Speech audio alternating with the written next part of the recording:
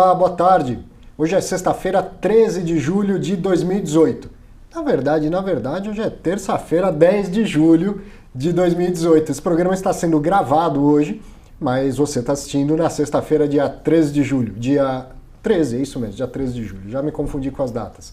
Bom, muito boa tarde. Hoje o programa é excepcionalmente gravado. Você está habituado a me ver aqui recebendo gestores. Hoje eu vou ter um papo um pouco diferente. Vou conversar com o diretor de investimentos do Banco Votorantim, Reinaldo Lacerda. Então a gente vai falar não só de um ou outro fundo imobiliário, mas da área de investimentos estruturados do Banco Votorantim e entender como que o Votorantim enxerga este mercado. Se você está chegando agora e fala, Banco Votorantim, qual fundo mesmo? Opa, você está desatualizado, meu amigo, porque o Votorantim já mudou a história do mercado de fundos imobiliários. E eu quero saber daqui para frente também quais são os próximos passos do Votorantim nesse mercado, no qual ele sempre foi muito assertivo e de fato mudou. Foi antes e depois do Votorantim com o BB Progressivo 2, a história do mercado de fundos imobiliários. Já já o Reinaldo fala disso, de toda a trajetória dele, do banco e do que a gente pode esperar para o futuro. Quero só então dar alguns recadinhos, não preparei fatos relevantes porque o programa é gravado. Quero te lembrar do nosso curso Viva de Reina com Fundos Imobiliários, curso online gravado aqui em parceria com o Infomoney, para que você aprenda a investir conscientemente. São entre 8 e 9 horas de programa, de curso, e você tem 12 meses de acesso, pode assistir as aulas quantas vezes quiser, no seu ritmo. Também para você que está chegando no mercado de fundos imobiliários, se você é um daqueles que não sabia do tamanho do Votorantim, está precisando aprender mais sobre fundo imobiliário. Leia o Guia de Investimentos em Fundos Imobiliários, esse é um e-book gratuito, você tem acesso via internet, é só entrar nesse site, preencher um cadastrinho lá, vai receber no seu e-mail. Esse é um livro bem introdutório para quem é leigo, para quem está começando agora, para entender os jargões do mercado, entender o que é um fundo imobiliário, perceber o quanto é seguro investir nisso, e também entender as características, os riscos que são inerentes a qualquer investimento. Depois disso, se quiser se aprofundar, acompanhe mais o nosso programa e certamente você vai aprender sobre fundos imobiliários. E quero bater um papo com você, eu te espero lá na minha página do Facebook, do professor Arthur Vieira de Moraes. Vai lá, deixa um recado, fala desse programa, encontre o livro lá, encontre link para todos os outros programas, manda um recado para mim que é muito bom te ouvir, manda uma sugestão, me manda uma pergunta, eu estou sempre lá, sempre de olho. Nem sempre respondo com tanta velocidade, mas estou sempre de olho em tudo que acontece lá. Tá bom? Hora de conversar aqui com o Reinaldo Lacerda. Reinaldo, obrigado pela disponibilidade.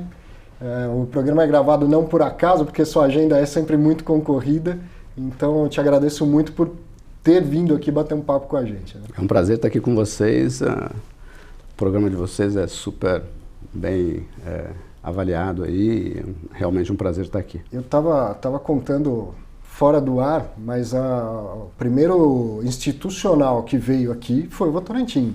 O programa estreou lá no final de 2016 e nossa, quem que eu vou chamar aí? Chamei o Sérgio Beleza, claro, não dá para falar de fundo imobiliário sem Sérgio Beleza. Figura típica no mercado. E agora, quem que eu vou chamar aí? Eu queria muito receber gestores. E quem primeiro abriu os braços e falou, opa, a gente vai, foi o Votorantim. Veio o Mário Kazuca falar sobre o BB Progressivo 2 e foi um apoio muito grande para o programa. Hoje, infelizmente, o programa tem bastante audiência e já é conhecido no mercado, mas a ajuda de vocês foi importantíssima em abraçar, em perceber a importância de vir falar com as pessoas via o programa Fundos Imobiliários. Eu acho que a participação em programas como o seu aqui, como o de vocês, é importantíssimo para dar transparência para esse tipo de atividade, né? A gestão de fundos imobiliários ou os estruturados que a gente acabou de citar. Sim. Aí, eu acho que cada vez mais eles têm que ser conhecidos e a transparência, a conversa mais aberta com o público assim é essencial para que isso faça sucesso no futuro. É isso. E estão aqui fazendo mais essa abertura. Me fala um pouco de você antes da gente falar do Votorantim e dos fundos. A gente estava conversando, você é mais um dos engenheiros que atravessou da Poli para a FEA, é mais ou menos assim? Exatamente. Bom, eu sou engenheiro de formação, sou engenheiro mecânico, trabalhei 4 anos na área de exploração de petróleo na Argentina e na Venezuela. Depois retornei ao Brasil e voltei para banco, né? Na época de estágio já trabalhei no Banco Itaú, na área de sistemas e controladoria. E quando eu retornei para o Brasil em 86, voltei a trabalhar em banco, entrei no Banco Noroeste, na área de tesouraria, fiquei lá 13 anos fiquei como diretor tesoureiro durante muito tempo. No finalzinho, quando o Banco Santander comprou o Banco Noroeste, o Banco Noroeste foi o segundo banco que o Santander adquiriu aqui no Brasil, lá em 95, né? Em 97, desculpa. Eu fiquei até 99 como diretor de mercado de capitais. Vim para o Banco Boston. O Banco Boston era uma referência de banco de investimentos também no Brasil. Estavam nascendo as primeiras áreas de wealth management aqui no Brasil, né? Fundo de fundos e tal. A gente ajudou a estruturar essas áreas no Banco Boston. Fiquei 2 anos e meio aqui no Banco Boston, depois 5 anos em Miami fazendo wealth management para a América Latina. E aí em 2005 fui convidado pelo Votorantim para ajudar a estruturar essa área de investimentos aqui do banco, criando a Asset, o Private Banking, a estrutura toda de investimentos para pessoa física e institucional do Banco Votorantim. Então, do petróleo para os investimentos. Exatamente. O que dá para ligar de uma indústria com outra? Olha, eu acho que quem teve na economia real consegue ter uma percepção das dificuldades do dia a dia, do que é pôr um projeto de pé, né? Eu trabalhei em exploração de poço. Você vai do zero, você vai para uma região que acha que tem petróleo. Sim. E dali você tem que construir uma efetividade de tirar o óleo ou dizer que você jogou 5 milhões de dólares no buraco e não vai sair nada, né? O investimento tem muito disso, né? Às vezes você está numa direção que se mostra errada e aí a perda é efetiva. A diferença é o timing, né? Um poço de petróleo, ou a economia real, ela tem um timing bem diferente e isso ajuda muito quando você vem para produtos que a gente chama de produtos estruturados, fundo imobiliário ou FIPs, né? Sim. Que na realidade você está trazendo a economia real para dentro do mercado financeiro. Perfeito. Né? E o timing é diferente. Né? O investidor, principalmente, os analistas de mercado, estão acostumados com o mercado financeiro com uma dinâmica de resposta imediata. Né?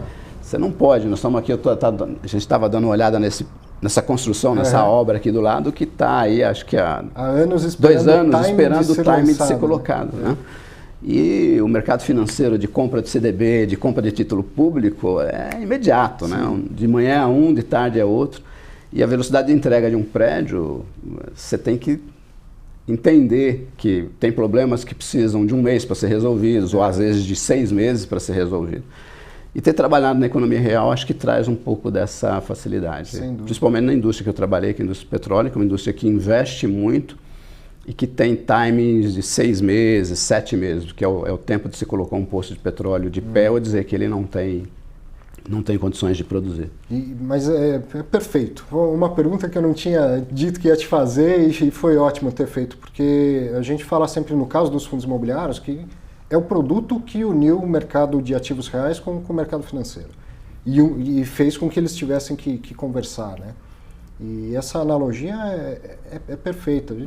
Eu vejo muita discussão, como eu converso bastante com gente do mercado financeiro, eu sou do mercado financeiro, conheci todos esses bancos que você falou, era pequenininho, mas me lembro de todos eles, e converso muito com gente do mercado agora de ativos reais, do mercado imobiliário. E tem métricas, por exemplo, a TIR, que é uma coisa que no mercado financeiro a gente dá aquela tremenda importância, mas a TIR ela tem uma importância que é o tempo. E o tempo no mercado real é diferente, né? Bem diferente. Se eu tiver que atrasar 2, 3 meses no meu projeto, não vai acabar nada, né? Mudou toda a TIR, sim, mas o projeto vai ser entregue, vai dar lucro, vai dar tudo certo. Quando você coloca um prédio, a gente está falando do mercado imobiliário, quando você coloca um prédio de pé em 3 anos e que a sua perspectiva é estar com o aluguel dele durante 15 anos, 16 anos, até que você venha fazer um retrofit no prédio, alguma coisa, 1 mês, 2 meses não vai fazer diferença. Isso. Agora, 1 mês, 2 meses faz muita diferença num título público ou num CDB, né? E essa perspectiva é que às vezes é difícil você trazer para os investidores em geral. Acho que até no mercado imobiliário tem um certo grau de entendimento, porque o brasileiro ele já investe em imóveis há muito tempo, né? Na salinha comercial ou na casa que às vezes ele fez para vender ou fez para alugar e ter aí uma renda futura. isso já traz uma certa perspectiva de como esse mercado funciona, a dificuldade de conseguir a licença na prefeitura. Então, muita gente já tem essa perspectiva. E o investidor do fundo imobiliário, muita gente veio do investimento físico mesmo, né? Tanto que, de todos os fundos que a gente administra, o imobiliário é o que tem a maior participação do investidor, né? O investidor quer estar na assembleia, quer discutir se o aluguel vai ser renovado ou não, se tem perspectiva de tirar a vacância daquela laje que você ainda não alugou e quanto tempo. É muito legal isso, né? Isso é importantíssimo, né? O investidor, é engraçado porque no começo, quando você passa a ter essa interação com o investidor, você tende a achar que ele quer interferir na sua gestão, né? Porque no fundo de títulos não funciona assim, o investidor nem aparece na assembleia. Ninguém liga para perguntar por que comprou LFT em vez de NTNB, né? Exatamente. Não existe isso. Então, é um aprendizado para a gente também dar informação, começar a abrir a informação de forma mais transparente. É lógico que você tem que ter cuidados com a estratégia que você está montando. Às vezes uma informação colocada na mesa pode destruir uma determinada estratégia, né? A equidade, que todos tenham acesso à mesma informação. Exatamente. Ao mesmo tempo. Mas é muito importante o entendimento, né? E por isso a gente montou lá no Votorantim uma área de RI para fundos, né? Fizemos questão de dar o nome de RI para fundos, relação com investidores, justamente para dizer assim, olha, nós queremos estar ao lado do investidor de forma transparente, o mais transparente possível, sem quebrar as estratégias que a gente quer mostrar, porque é importante que ele entenda este movimento. Agora, é um aprendizado, né? A gente está estruturando a área, contamos lá, a Ana Menezes é a responsável da área lá no Votorantim, e ela é quem briga com o gestor e conosco todo dia para dizer assim, olha, putz, precisamos mudar essa informação, precisamos adiantar isso, porque é um aprendizado. Briga com o diretor para vir dar entrevista. Exatamente isso. É importante essa transparência, a gente entende isso, tanto que montamos a área. Agora, o dia a dia, nós vamos aprendendo a como lidar e como trazer essa informação para o ar. E o contrário é verdadeiro, o RI também colhe as informações do mercado. Eu tenho certeza que é uma oportunidade de repente, falar, opa, a gente podia ir um pouquinho mais para cá, né, e ser mais assertivo, como se tivesse uma outra notícia, olha, o posto de petróleo não está bem onde vocês estão pensando, está um pouco mais para lá. Porque no fundo você está fazendo gestão do recurso das pessoas, né?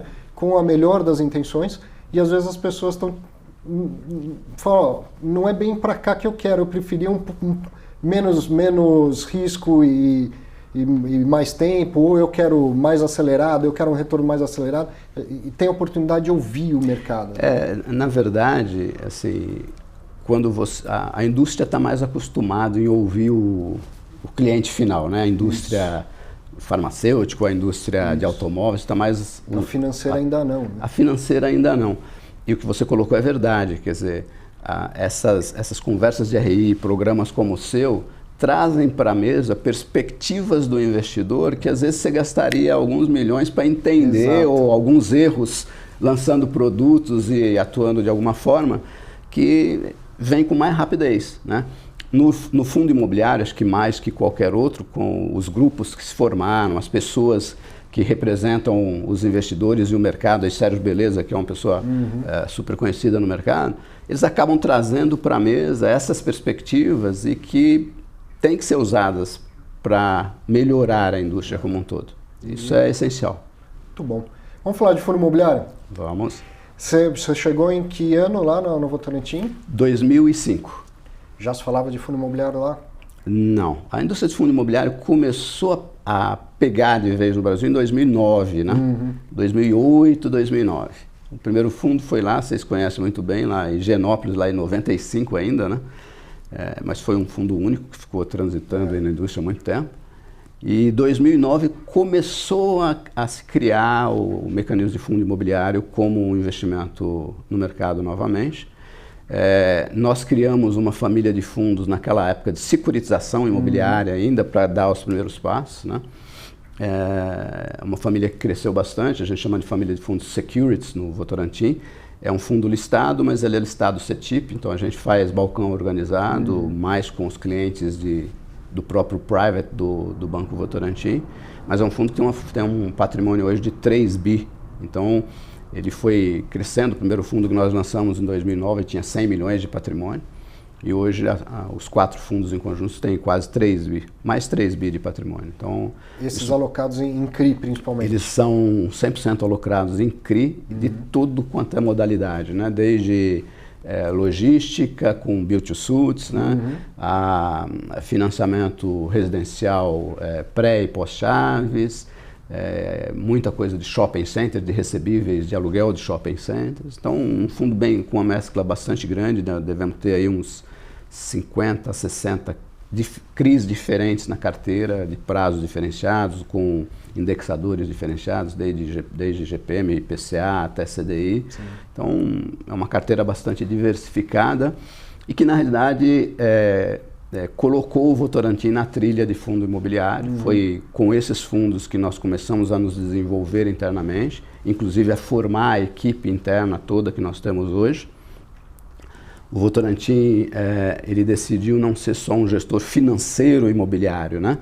Que é o gestor que administra a parte financeira da coisa. Sim. Nós montamos uma equipe de engenharia que nos acompanha.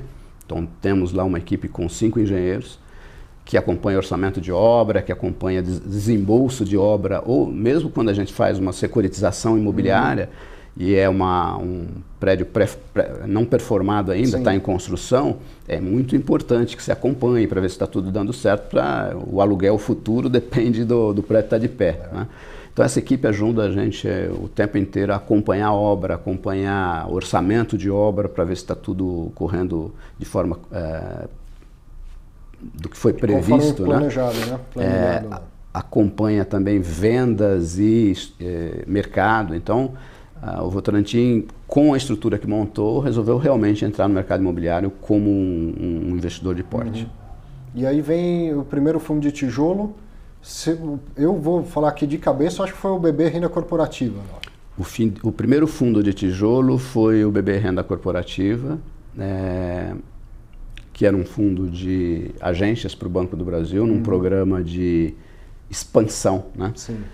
Nós temos 2 grandes fundos com o Banco do Brasil. Um é o BB Progressivo, que foi um fundo de renda desde o início, e foi um fundo num programa de desimobilização do Banco do Brasil, né? Diferente dos outros bancos que fizeram desimobilização vendendo as agências individualmente.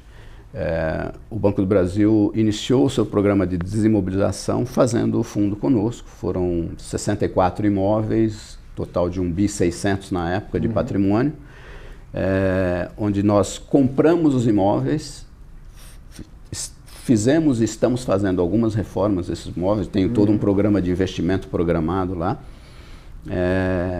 e o fundo desde o início gera renda mensal para os seus investidores através do aluguel, que é um aluguel garantido de 10 anos com o Banco do Brasil, né? E hoje, felizmente, quando se fala de um fundo de 1 bilhão e 600, nem parece que é tão grande assim, embora ainda seja um dos maiores listados, né? Com 1 bilhão e 600. Sim, 1 bilhão e 600 foi o valor inicial patrimonial dele, né? Hoje o valor de mercado dele é 2 bi. Então, 2 bi. E na época ninguém tinha feito um IPO de 1 bilhão, sequer, ainda mais de 1 bilhão e 600. Por isso que eu falo que foi antes e depois do Votorantim o mercado de fundos imobiliários. Esse mercado foi bastante importante para a gente na época e, na realidade, surpreendeu todo mundo, né? Mesmo a nós mesmos, porque nós lançamos uma oferta de 1 bi 600 e teve uma captação, a oferta foi uma oferta 400, né?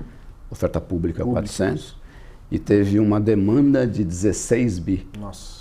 Quer dizer, dava para realmente ter ido muito além do que a gente foi. Na época existiam mais imóveis para ser alugados, mas 1 bi 600 já era um valor grande naquela época, né? Foi arriscado até o tamanho da oferta, eu diria. Exatamente, mas foi um sucesso. Mas eu estava voltando no BB Renda Corporativa, que é o fundo de agências de expansão de agências, né? Então o BB Progressivo é de desimobilização imobiliária, o BB Renda Corporativa foi de expansão.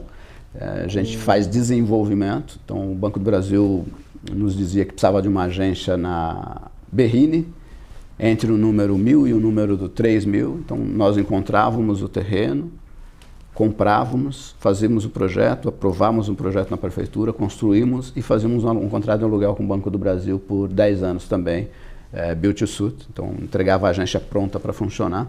Fizemos 21 agências. O fundo captou na época 160 milhões e foi eu diria, um piloto de desenvolvimento de agências para o Banco do Brasil. Ele era para ser relançado em vários outras captações, mas aí o mercado mudou, né? O mercado bancário mudou como um todo, a própria perspectiva do Banco do Brasil de abrir novas agências diminuiu e a gente ficou só com essas 21 agências no fundo mesmo. E esse é especificamente para agências do BB Estilo, se não me engano, né? Não eram todos os tipos de agências? Não, eram só para o BB Estilo. A gente abriu 21 agências desse tipo, agências que têm entre 700 e 1.500 metros quadrados de área construída em locais bastante, a maior parte em locais nobres da cidade, né? E aí veio o primeiro grande nível de dificuldade, que os investidores que estiveram nesse fundo acompanharam as dificuldades todas de aprovar, né? Porque quando você compra um terreno, entra com o projeto na prefeitura, um alvará de construção que era para demorar 3 meses, demora 9 meses, por questões diversas, né? Tanto por processo na própria prefeitura, às vezes por processos internos de obra e local de construção, dificuldades no solo que eram de um jeito e você precisa construir de outra forma. Então, esse acho que foi o primeiro grande desafio do Votorantim em desenvolvimento imobiliário mesmo. É a área mais difícil. É a área mais difícil. É a mais arriscada também. É a mais arriscada e aí os próprios yields mostram isso. Sim, né? sim. No caso desse fundo, ele tinha uma continuidade com a garantia de um contrato de 10 anos de aluguel, então ele tira um pouco deste risco. Né? E como também as obras não eram de grande porte, né? Apesar são agências de 700 a 1.500 metros quadrados, então não são prédios inteiros. Né? E o contrato tira um pouco desse risco, mas quando o investidor, e isso é importante, né? Eu sou presidente ainda do Comitê de Fundos Imobiliários da Ambima, e a Ambima, há 2 anos atrás, lançou a classificação de fundos imobiliários, né? Separando os tipos de fundos, primeiro gestão ativa e passiva, que é muito importante, e depois o fundo de desenvolvimento, o fundo de renda. Isso é muito desenvolvimento para a renda. Exatamente. Isso é muito importante para o investidor começar a separar, né? O que é o risco de um fundo, o que é a rentabilidade. Essa rentabilidade é maior, mas é porque o risco é maior. Não dá para tirar isso nunca da visão, né? Risco e rentabilidade estão sempre atrelados, tanto no mercado financeiro normal, que a gente já conhece, como no mercado de fundo imobiliário. E essa divisão de classificação aí que foi feita pela Ambima tenta trazer isso para a mesa para o investidor. A gente está até falando mais fortemente na Ambima agora para trazer isso como comunicação direta nos sites e na informação que a gente traz junto com a B3, para que o investidor use cada vez mais essa informação. Assim como a diferenciação entre fundo ativo e fundo passivo. Né? O fundo passivo é aquele que o fundo nasce com um determinado imóvel ou em vistas de um determinado imóvel e a mudança da característica desse imóvel só com a assembleia onde os cotistas aprovam, o gestor não tem o poder de mudar nada. No fundo ativo já é diferente, o gestor pode comprar ou vender imóveis do fundo, mudar os ativos sem a pré-autorização do investidor. E isso é algo que cada vez mais vai se desenvolver no Brasil. Né? A gente tem caracterizado muitos fundos ativos, mas ainda a atividade nos fundos ainda é pequena. É verdade. Eu acho que cada vez mais isso vai vir à tona aí, como troca de ativo, vende um ativo no momento de valorização dele para buscar um outro ativo que tenha mais potencial de valorização. Cada vez mais isso vai acontecer daqui para frente. Da indústria como um todo, você viu boa parte dessa expansão, quer dizer, desde de 2010, olhando para os fundos imobiliários e sendo um dos principais atores dessa expansão, principalmente com o BB Progressivo 2. Olhando para frente, o que você acha dessa indústria? Está indo no caminho certo, vem crescendo, vai crescer mais? Olha, a indústria de fundo imobiliário no Brasil, na realidade, ela é muito pequena comparado com os ativos financeiros que existem. Né? A indústria de fundos é mais de 1 trilhão. Sim. de dólares. De já, dólares, né? 4 tri e 300 de reais. De reais. E a indústria de fundo imobiliário registrada em bolsa está 40 bi, mais ou menos. Na hora que você pega a indústria de fundo imobiliário como um todo, 100 bi, próximo de 100 bi. Isso é muito pouco comparado com a indústria que a gente tem de fundos no Brasil, que é uma das indústrias mais desenvolvidas no mercado, né? O Brasil acho que é a 11ª maior indústria de fundos do mundo. Perfeito. E a gente tem muito que desenvolver no mercado imobiliário, né? É lógico que fundo imobiliário, eu costumo dizer que o fundo imobiliário é mais um veículo para você estar presente no segmento imobiliário, né? Seja ele de renda, seja ele de desenvolvimento imobiliário.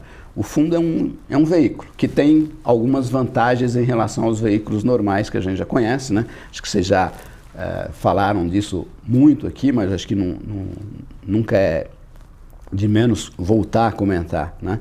O fundo imobiliário ele traz democratização no mercado imobiliário. Então, um investidor de 5 mil, de 10 mil reais pode ser dono de um shopping center. Perfeito. Ou dessa laje corporativa que aqui, vai subir aqui, que vai né? subir aqui, e uma laje dessa custa 20, 30 milhões de reais, né? Ele nunca poderia ser dono de um imóvel como esse, e o fundo democratiza esse investimento. Ele também traz gestão profissional. Então, muitas vezes, o conhecimento do rumo do mercado, a atividade, ela precisa de investimento, de gente olhando o mercado, tanto aqui como lá fora, né? E, às vezes, um investidor normal, ele não tem o tempo para fazer isso. Exatamente. E não tem as características de informação para fazer isso. E o gestor profissional usa o tempo dele todo para fazer aquilo, né? Então, a gestão profissional é a segunda grande vantagem do fundo imobiliário. Terceira vantagem, hoje no Brasil, é a parte fiscal. Sim. Né? Você investe em fundo imobiliário e a renda toda de um fundo imobiliário é isenta de imposto. Na pessoa física, uma sala comercial alugada, dependendo do nível de renda que você tenha, pode pagar 27,5% de imposto de renda. Na jurídica, 15%, fundo zero. Então, assim, ele é um mecanismo que realmente aumenta a rentabilidade imobiliária através da isenção. Então, tem aí 3 grandes características que dão um brilho diferente para o fundo imobiliário como veículo, mas o investidor nunca pode esquecer que ele é um veículo. E que, como veículo, ele vai... Quem pilota, né? Depende de quem pilota e depende do setor. Né? Os pontos positivos e negativos do setor, às vezes, você não tira por causa do fundo imobiliário. Então, em épocas de taxa de juros alta e PIB e economia parada, imóvel tende a desvalorizar. Sim. Aluguel tende a cair, vacância de prédio tende a aumentar. Né? Isso o fundo imobiliário não muda, ele simplesmente reflete isso. Ele pode minimizar através de uma gestão um pouco mais ativa, a diversificação, mas ele não muda essa situação. E ele pode antecipar em questões de visibilidade de que o mercado vai mudar, que a taxa de juros vai mudar, que a economia vai começar a crescer, o gestor pode se antecipar isso também. Mas ele não muda o principal ponto de característica do setor imobiliário, que é o setor imobiliário tem mais dificuldade de desenvolvimento em épocas de economia em retração. E pessimismo na economia, principalmente. E a gente passou por isso, né? Os fundos tiveram os anos de brilhos dele lá em 11, 12, né? 2010, 2011, 2012, quando a economia estava melhorando. Passou por uma época difícil, 2013, 2014, 2015, e voltou ao crescimento agora em 2016, 2017 e também em 2018. Estávamos aí também num mood de crescimento, né? Esse mood ainda não diminuiu, a gente está com PIB positivo, acho que o menor PIB que se fala aí é de 1,5 positivo, é pouco para o Brasil, mas já é uma boa notícia. Já é uma boa notícia. A taxa de juros de 6% ajuda também nesse fator. Então, acho que tem aí algumas inferências sobre política que podem ou não melhorar a situação. Mas, na minha avaliação, o mercado imobiliário deve continuar em crescimento, até porque ele passou por uma época bastante complexa. Então, estoques de lajes corporativas, as novas obras paralisaram, né? Estamos aqui do lado de uma que ficou paralisada há muito tempo, está voltando agora. Então, os estoques diminuíram, ainda tem uma série de estoques de prédios corporativos. Os shopping centers que lá atrás também cresceram de uma forma, acho que bastante até desordenada em alguns tipos de cidades. Sim. Também paralisou-se as obras de novos shopping centers, e isso ajusta o mercado para a nova situação. Então, eu acho que o segmento de fundo imobiliário vai ter uma perspectiva bastante boa daqui para frente. Bem rapidinho, porque o nosso tempo infelizmente já chegou ao fim. A indústria de fundo imobiliário é importante dentro da Votorantim? Tem expectativa de continuar crescendo com essa parte da área de investimentos lá? Olha, a indústria de fundos imobiliários ela é bastante importante. A Votorantim Asset, que é a empresa de fundos do Banco Votorantim, ela se focou muito, ela tem um nicho de mercado em fundos estruturados, né? Só para quem não está habituado, quando a gente fala estruturados, estamos falando dos FDICs, que são os fundos de investimento em direito creditório, FIP, Fundo de Investimento em Participação, e Fundo de Investimento Imobiliário. Exatamente. Acho que tem um pouco a ver com o DNA do Votorantim, né? O Votorantim é um banco que, na realidade, veio do setor de economia real, né? A indústria é o grande nascedor do Votorantim. Esse ano o Votorantim está fazendo 100 anos aí no setor industrial como empresa. E a formação nossa lá dentro tem muito desse DNA. Então, criar fundos que trazem investimentos da economia real para dentro do mercado financeiro foi sempre um foco muito grande nosso lá. E os fundos estruturados, eles permitem isso, né? O fundo imobiliário trazendo a parte imobiliária para dentro do mercado financeiro. Os FIPs trazendo projetos, né? Nós montamos há 5 anos atrás um projeto de captação de um FIP de energia para geração de energia elétrica, né? E captamos 300 milhões só com pessoas físicas, aproveitando também o trabalho de veículo isento, né? Captamos 300 milhões só com pessoas físicas, 1.050 pessoas físicas investiram dinheiro por 30 anos, nós montamos um fundo de 30 anos, então na época, inclusive, vocês nunca vão captar isso, a gente captou porque existe investidor no mercado disposto a trazer isso, né? Desde que mostre produtos, né? Exato. E nós montamos um fundo, captamos e temos hoje 5 parques eólicos funcionando na cidade de Trairi, no estado de Ceará. São 136 megawatts de potência. A gente adquiriu o projeto, licenciou, construiu e estamos operando os 5 parques. Estamos, nesse momento, construindo uma pequena central hidrelétrica no Rio Grande do Sul. Então, assim, é um time realmente que não se focou só na parte financeira da coisa. A gente tem times lá de formação de engenharia e de mercado de economia real para trazer esses produtos para o mercado. E por isso que a gente acabou se focando. Por último, os próprios FDICs, né? Os FDICs têm mais o lado financeiro da coisa. Eu acho, na minha opinião, os FDICs devem começar a ter uma participação maior na indústria novamente. Os FDICs passaram por eu diria, por um processo de transformação, inclusive, da própria legislação, né? A legislação, a 356, a ICVM 356, que normatiza os FDICs, ela passou por uma transformação muito grande há 3 anos e meio atrás, mais ou menos, quando foi proibido que você comprar recebíveis do próprio grupo que gere o FDIC, e isso gerou uma certa dificuldade para criar novas operações. Mesmo assim, o Votorantim sempre teve uma participação bastante importante na indústria de FDICs. Nós temos hoje quase 5,5 bi de FDICs em gestão dentro do Votorantim. E com essa nova legislação que o Banco Central trouxe aí sobre empresas de crédito, fintechs de crédito, a peer-to-peer e a business-to-peer, que vão permitir, eu diria que o renascimento, na minha opinião, o renascimento dos bancos regionais, né? Porque o empresário que tem capital pode começar a emprestar dinheiro como um banco. Isso vai permitir a criação de FDICs especializados nesse tipo de mercado. Eu acho que a indústria de FDIC vai renascer aí de uma forma bastante forte daqui para frente. Muito bom. Estamos aqui à disposição para acompanhar esse crescimento todo. Renato, muito obrigado mais uma vez. É um prazer estar aqui. Estou à disposição. Volte. Eu não posso deixar de falar da Aninha que está aqui, que trouxe o Reinaldo aqui na marra, né? E que veio aqui acompanhar. Obrigado, Aninha, sempre dando força para o nosso mercado, né? Mais uma vez, muito obrigado. Sucesso lá no Votorantim. Eu aqui agradeço. É um prazer estar aqui com vocês. E para você, um grande abraço. Até a próxima sexta-feira, hein?